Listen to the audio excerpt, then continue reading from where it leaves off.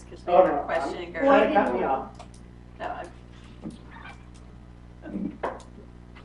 Okay, tonight I'm going to talk about two concerns. First, one concern is about mental health drugs used in the police department instead of, like I made important before when the police chief was being hired. I think we need a sports psychologist, someone who doesn't diagnose using the DSM. And there's definitely a problem if police officers are using Adderall. It can be dangerous.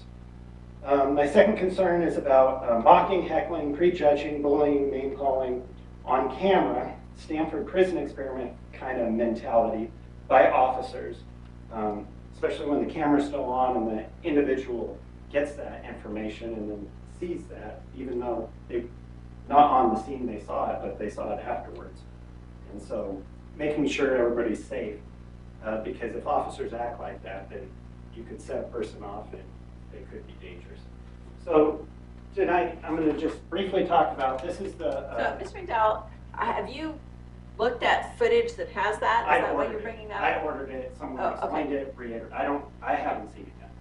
So, this is the discovery agreement. It's a mediation process in order to get through arguments without violence. And then it works with all the other products and is for enhanced SnapShot to 911. And so if I hit, say, purpose for action, I can explain it really fast. Say there's an event.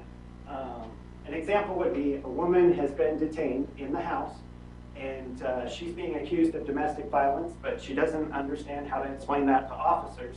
Then she gets taken away, booked for domestic violence, even though she was being detained and she didn't know how to explain it on the scene. Or say an individual needs to get out of the house and they're being detained. They might break the screen door to get out, and then they're being chased around for mental health issues, but it wasn't explained that the individual was breaking the screen door to leave the premises. So a lot of the time police officers don't get into enough details to explain things, and especially on mental health calls, and the individual does, the police department sometimes is only protecting the ambulance workers, and they will refuse to take any information on the scene by the individual, and if they start talking, the individual can be written up as it was all mental health and blabbering or something. So an individual can use, what was the event, what was the aggravation, the positive or negative outcome of an action, and then an alternate action an individual can take afterwards.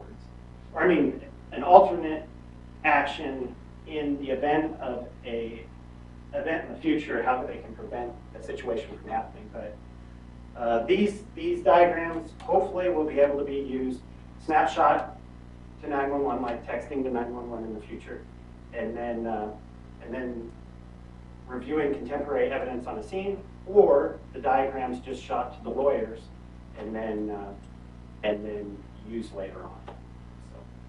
So right now, I feel that the police department they have been trained too much in mental health, and they don't have enough evidence, and it takes too long, so they quick write things out. Just like I quick wrote everything out in college, but not on my practicum.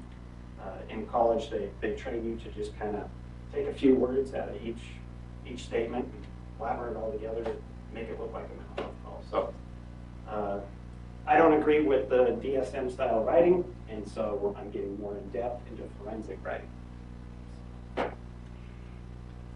Question.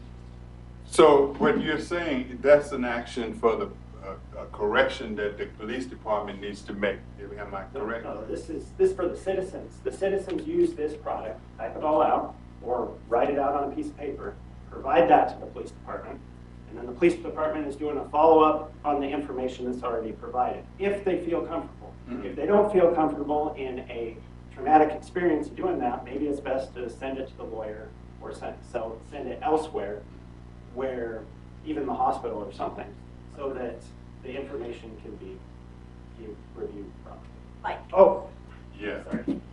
So then, I guess my question is, what role does the commission play in this? Oh, this? Well, I think that if the police department allows SnapShot to 911 using diagrams and knows how to organize that, that's what I'm asking.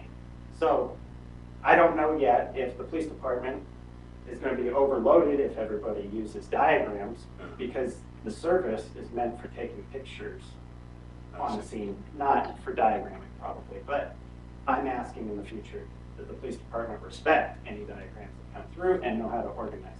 And then have the ability to get it to every officer, so when the officer comes onto a scene, doing a review over the contemporary evidence on the scene, rather than he said, she said, they said, now you have information there, and you're compiling that information for a report. Thank you. Good. So are you saying that this form is something that a person would prepare and give an officer when they respond to a call for service? So say the officer's on the way. The idea, the concept is that there's, maybe the event is over with, then you could use it. If the individual is having a hard time explaining things to the officer, maybe it's on the scene, if the officer allows the individual to type things out, then they do it on the scene. Or if the hospital or the jail's allowed to use these diagrams later. Thanks. Any other questions for Mr.